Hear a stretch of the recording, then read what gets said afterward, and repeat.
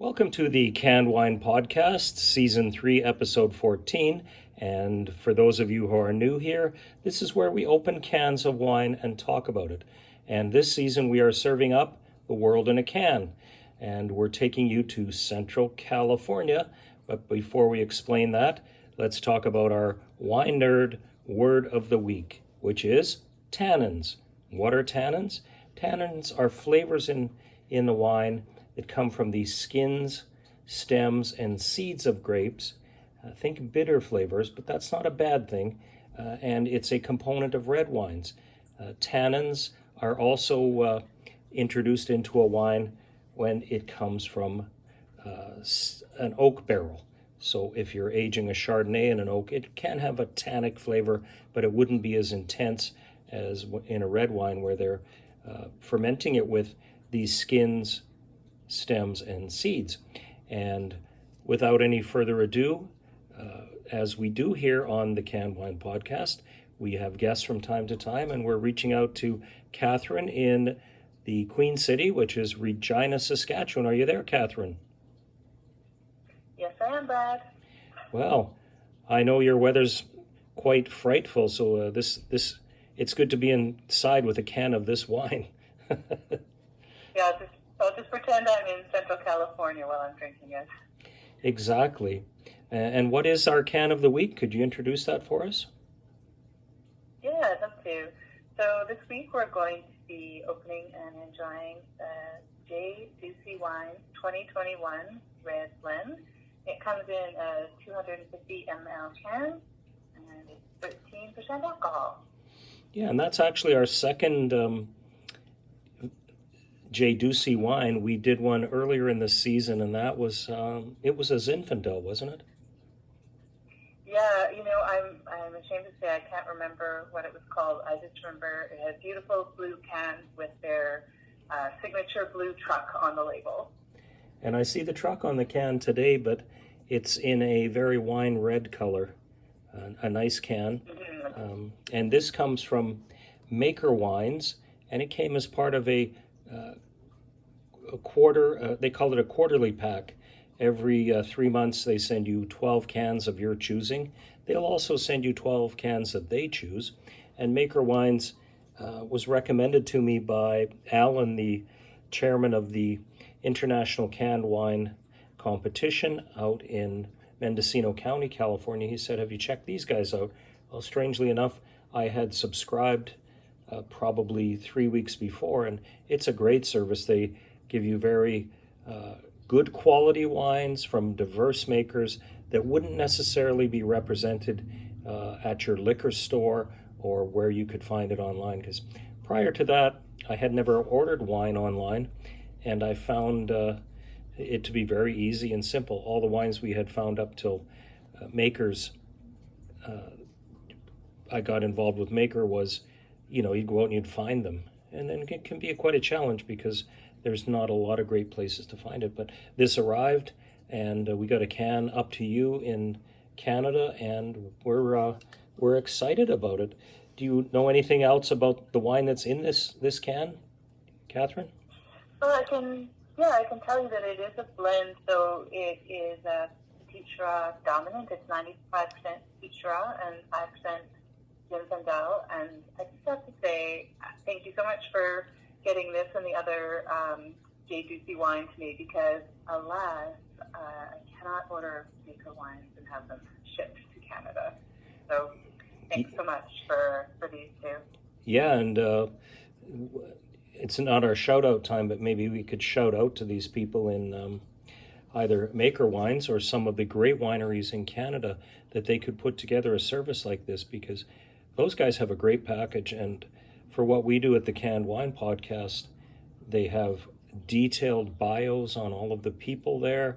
They have a lot of information on each one. They do an excellent job, and it really allows you to taste, because a can of 250 mLs is a third of a bottle. So for somebody that, bottles are great. Don't get me wrong, I drink plenty of wine from bottles, but it's nice to have a smaller serving size so you can have more variety. And to have it delivered to your house, well, that's just fantastic. So If Maker could get that across the border to you guys, that would be fantastic.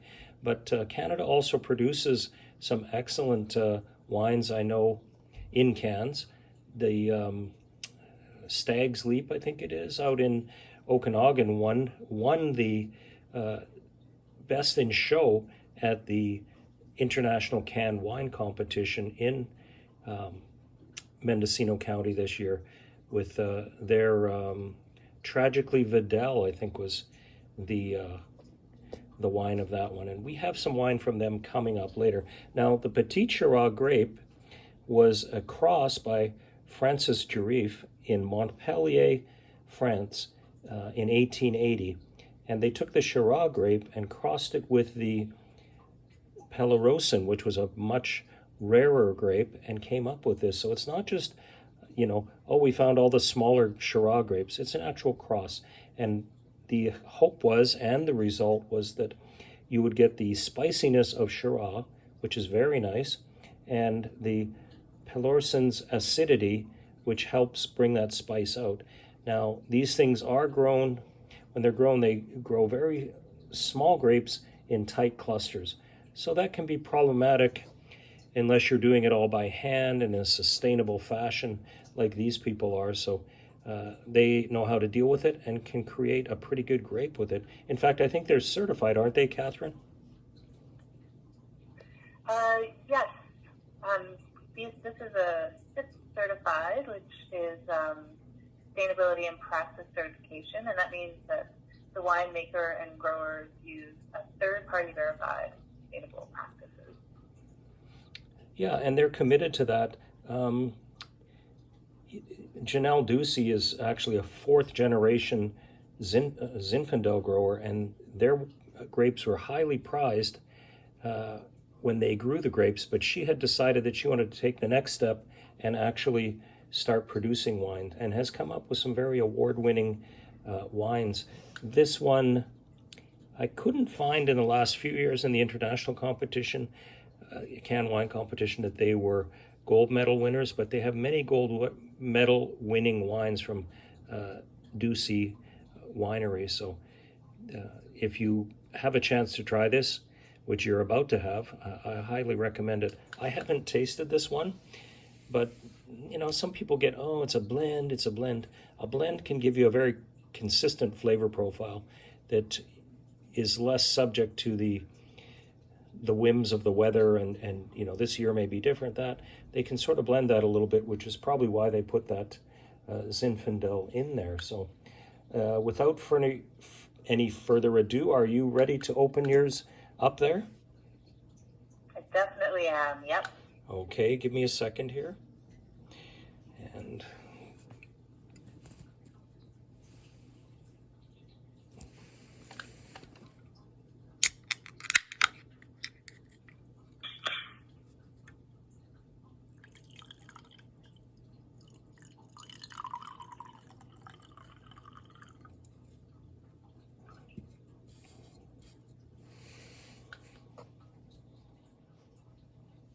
well, it certainly has a dark color. Very dark. They did recommend aerating it slightly, which can improve the flavor, and that on very rich, full-bodied wines like that can be helpful. I'm smelling definitely plums. What are you smelling there? I would say plums too, yeah. It has a... I don't know if I'm getting a lot more than that. I think on their website they said the blueberries and black pepper, but for me it's very much plum forward in the smell. Yeah, there is a certain amount of spice there. That flavor is intense. Yeah, I'm tasting blueberries, black pepper. That little tightness in the back of your throat is the tannins, which this particular variety of grape has lots of. It's got fairly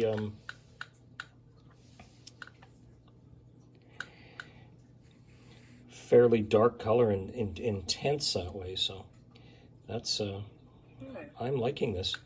I could see this going well with anything salty with a big flavor, even salted nuts, or what are you tasting it with there, Catherine? Well, I'm definitely going to be having cashews with this. It's kind of an awkward time preparing it with food in terms of the time of day for me. I'm not sure. I'm not going to just sit and drink the whole thing. I'll probably take some for my dinner. Well, that's the thing. They recommended letting this sit open for an hour or two just to let it breathe, and that can change the flavor profile, which I think would be good. Mm-hmm. The other thing you can do is there are wine aerators you can pour it through. I had the Rabbit made a nice one that worked well. You just put it over the glass and pour it through. That would have been helpful too. They recommend even barbecue foods, anything like that can stand up to this very bold flavors. I'm looking forward to this, and to be straight up with all the people that are listening. This is a kind of wine that I like. I like these full-bodied red wines, like the one we had last week, which was the Nero di Avola. Nero di Avola. I have to work on my Sicilian pronunciation of that one. We were going through our whites and rosés and all those, and I've really grown to like those in the 3 years we've been doing this, because it wasn't something I drank. But I like a good Syrah, and a Petit Syrah seems to be an excellent choice. So that's one of the interesting things about what we do here. It really exposes you to a big variety of different types of wines. And with the 250 ml size or a can, you don't have that commitment to drinking a whole bottle, So it can be a good thing to try different ones. Or also, if you're into this whole new soberish movement, it's great too. I mean, we try lots of decent wines that have no alcohol, but with one can you can pace yourself and really enjoy the wine. So that's what I'm going to be doing. I don't know what we were supposed to have a chicken dish, but I think that's been put on hold because it's a little cold here and our chicken hasn't thawed out. So I know your weather's quite extreme up there. What sort of fun are you having with that right now? Yeah, we've gone from a couple of good snowstorms and some quite cold weather to rain last night. So that's, and then the temperature's going to drop again. So we have quite a mild day, gray and mild day today, but it's overnight, so everything's going to turn into a sheet of ice. So it's going to be quite treacherous for the next few days. And